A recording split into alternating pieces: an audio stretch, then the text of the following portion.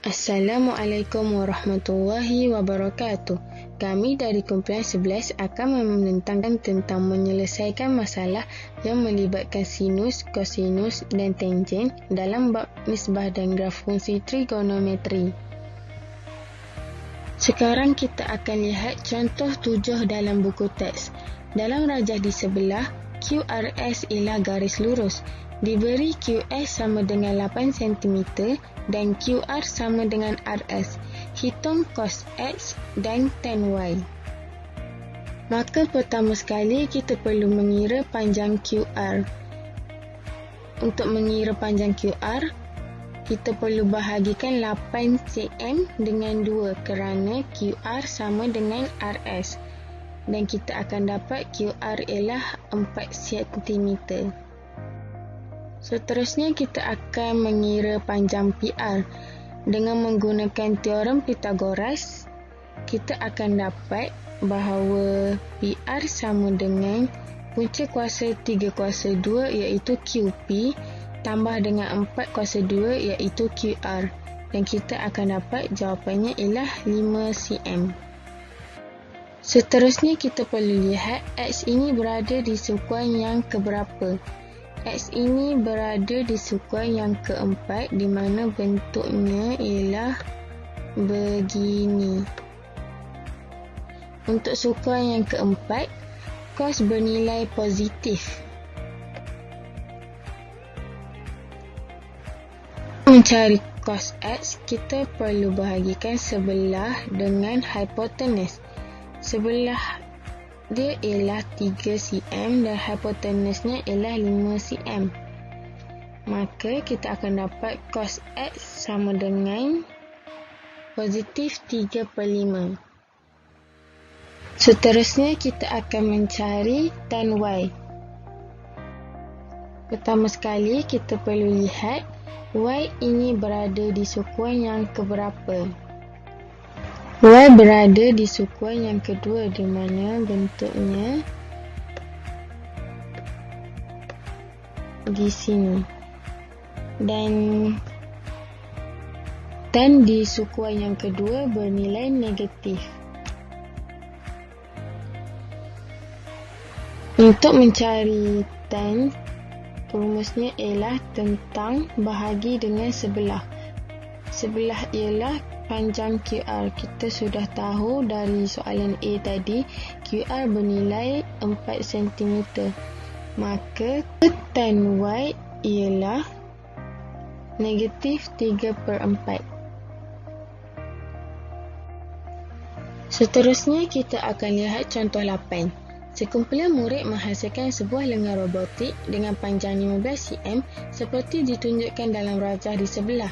Lengan robotik itu diprogramkan untuk memindahkan satu objek dari titik P ke titik Q.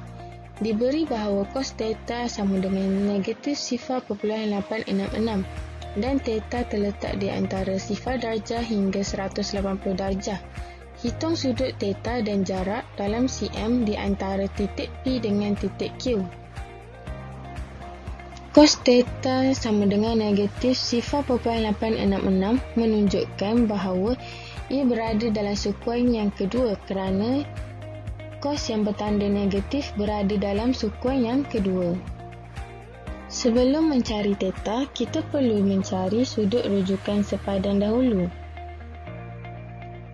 Sudut rujukan sepadan ialah shift cos 0.866 dan kita akan dapat jawapannya ialah 30 darjah.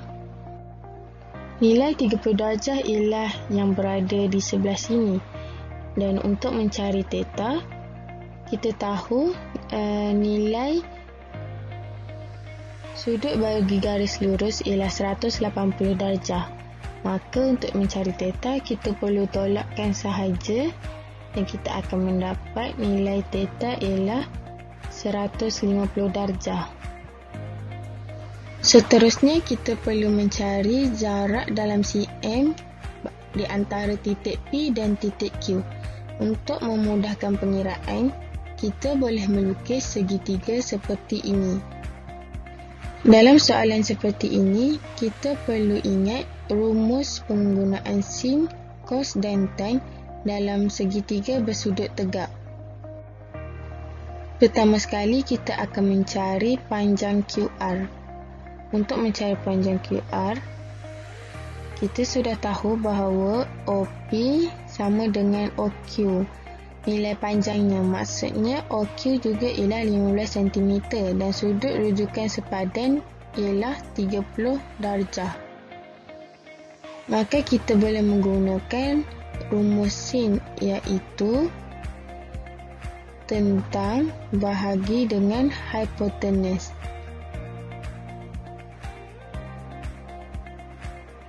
Ini ialah sudut rujukan sepadan. Untuk mencari QR menggunakan rumus sin, dan kita akan dapat QR sama dengan 7.5 cm. Seterusnya kita akan mencari panjang OR.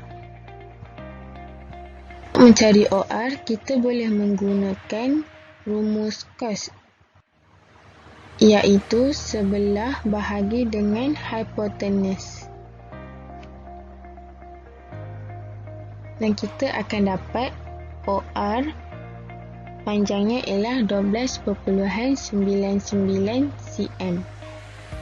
Maka dengan adanya nilai QR dan OR, kita boleh mencari panjang PQ menggunakan rumus teorem Pythagoras, iaitu PQ sama dengan punca kuasa QR kuasa 2 dan PR kuasa 2.